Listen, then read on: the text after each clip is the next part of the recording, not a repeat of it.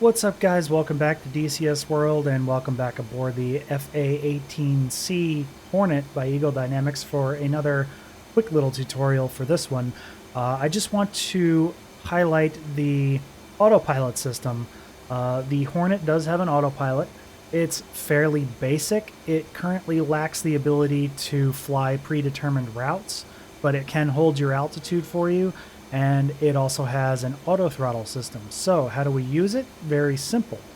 Look forward at our UFC here, and we have an AP switch. Stands for autopilot. So if we press that, let's say we weren't on that, we press that, it brings us to a couple of options here on the soft buttons on the UFC.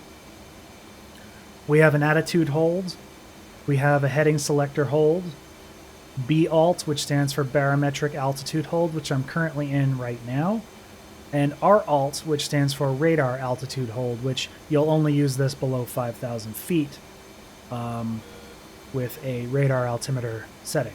Now, Barometric Altitude Hold is pretty self-explanatory. It's going to hold a barometric altitude for you, and this is nice when you are doing things where your head's down in the cockpit and you can't look up either at your HUD or at the horizon to really fly the plane. So the barometric altitude hold, which let me just disengage it here and we'll fly around. So let's say I was pointed this way, level out, and I'm not exactly level with the horizon, but if I click this button here next to B-Alt, that enables my barometric altitude hold, and you can see that my path vector sort of snaps down to the horizon because the computer is now maintaining the horizon for me.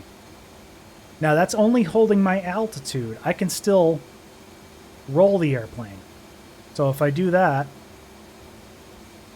the system is going to do its best to maintain my altitude that I had set previously while I'm in the turn.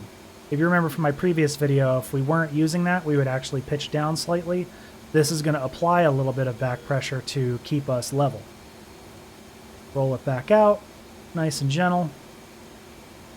Slight pitch up from the speed increase.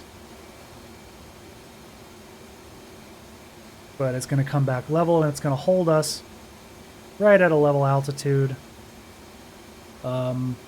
Can't really preset the altitude, so it's not going to be able to take off and climb to a preset altitude. You have to sort of control the climb yourself. Once you get to your altitude and level off, you enable your barometric altitude hold here, and that'll hold your altitude. And that's what you'll mostly use this for. Attitude hold. If we were to use attitude hold, you could pitch up here, enable the attitude hold, and then it's going to hold that exact attitude.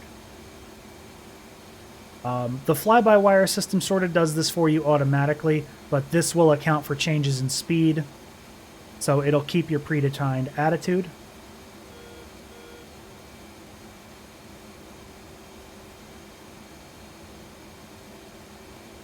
Let me just re-enable my barometric altitude here. If we wanted to use the heading select, we have a way to do that here. If we look down at our AMPCD, I'm just going to hide my stick. If we look down here at our AMPCD, we have our HSI currently selected, and we have a little two boxes here. That's our currently selected heading select. We can use this switch here labeled HDG for heading, and we can move that around. See how it's moving around? So that's about 30 degrees to the left. If I go back and I press my autopilot button and I enable heading select, my hands are completely off the controls. It's turning for me.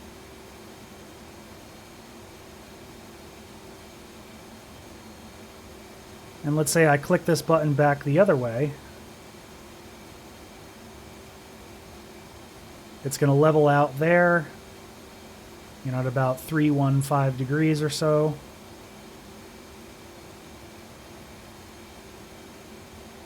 And let's say I wanted to turn it back the other way. I'm not using my HOTAS controls at all. I'm just using the heading selector bug. And it will turn the airplane for you. Okay. I'm going to disable heading select for now because I want to talk about the auto throttle. The F-18 has an auto throttle. It's fairly basic in its implementation. You can't pre-select your speed. However, what you're going to do, it sort of works like a car's cruise control, a basic cruise control. You're going to accelerate or decelerate to a speed you want. Let's say for me, right about here, I'm pulling the throttles back a little bit to slow down to 400 knots. And then I'm going to enable my ATC, the automatic throttle control. And there's a button that you can assign to your HOTAS that does exactly that.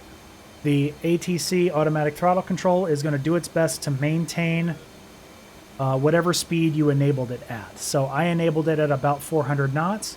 The airplane is going to do its best to maintain 400 knots for me. So if I disabled my barometric altitude hold and pulled my stick up, you can actually see my throttle sort of moving on its own there. It's going to throttle up to try to maintain 400 knots.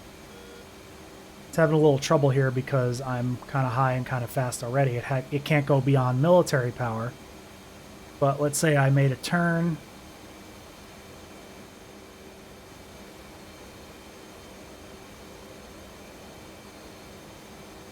And I was pitched down slightly. You can see it's actually pulled the throttles back a bit because I'm pitched down. It doesn't need as much power to maintain 400 knots, and in fact, it may even pull all the way back to idle. Now, if you're in ATC mode, automatic throttle control, and you start moving the throttle around yourself, like I am, it automatically disables automatic throttle control, and then you're back in control.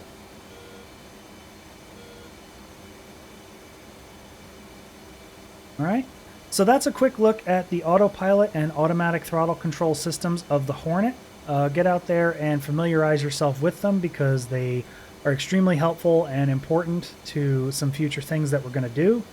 And I hope you enjoyed, and I'll see you next video. Take care.